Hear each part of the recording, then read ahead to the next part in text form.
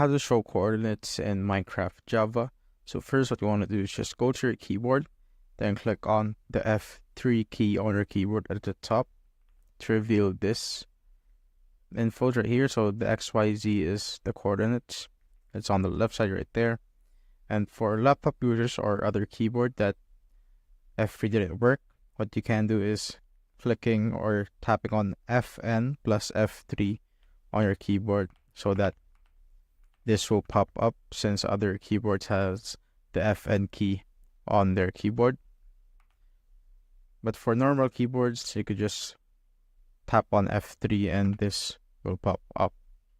But if the coordinates does not pop up, what you can do is just go to your settings, go to options, then go to chat settings and make sure that the reduced debug info is turned off.